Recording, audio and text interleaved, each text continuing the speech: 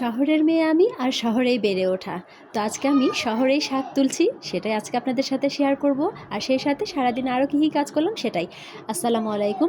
ভোর বাজে 6:30। তারও 1 ঘন্টা আগে থেকে আমি আমার বড় ছেলেকে ডেকে ডেকে ঘুম থেকে তুলে তাকে প্রাইভেটে দিয়ে পাঠালাম। সে তো পড়তে চলে গেল আর ছোট ছেলেটা ঘুমাচ্ছে।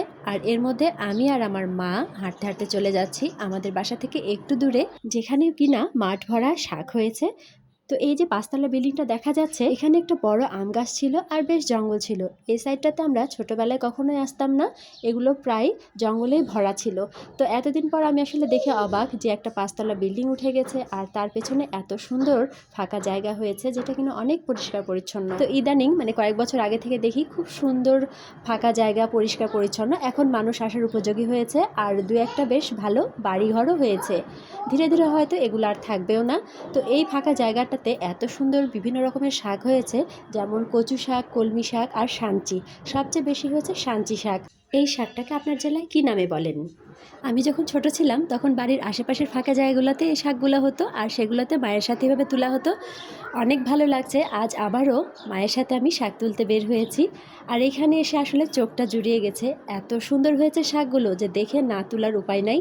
আর এগুলো সবচেয়ে বড় বিষয়, বাসায় নিয়ে গিয়ে বাছারও কোনো প্রয়োজন নাই। আমি তো চট করে এক মুঠ বিসমিল্লা করে তুলে ফেললাম আর ঝাঁকায় রেখে দিলাম। তারপরে আবারও বসে পড়লাম। এত সুন্দর বাতাস ভোরবেলা, যেটা কিনা খুবই ভালো লাগছিল, আর সেই সাথে শাক তুলতে। কিন্তু হ্যাঁ, এই কাজটাতেও বেশ কষ্ট আছে। দেখলাম বেশ মুখ ঘেমে যাচ্ছে।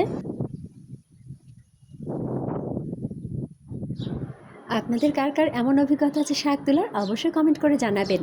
অনেক বছর আসলে শাক তোলার অভিজ্ঞতা নাই, তাই হয়তো আমি খুব একটা ভালো জোরে তুলতে পারছিলাম না। আর আমার নানির বাড়ি গ্রামে, তো মা তো এগুলোতে একেবারে এক্সপার্ট, মায়ের কাছে আমি কিছুই না, বা আমরা কেউই কিছু না। তো এখানে আরও কলমির ডগাগুলো পাচ্ছিলাম, এত ভালো লাগছিল, কচি কচি ডগা। মা আমি ঝাঁকা ভরেছি, আর মা তো আগে কচু শাকও নিয়েছে, সেটা আমি শ্যুট করতে পারিনি। দেখেন সাঞ্চি শাকের মধ্যে কত সুন্দর কলমির ডগা। তো এগুলো আমি কিছু করে ছিঁড়ে নিচ্ছি, কচি পাতাগুলোও।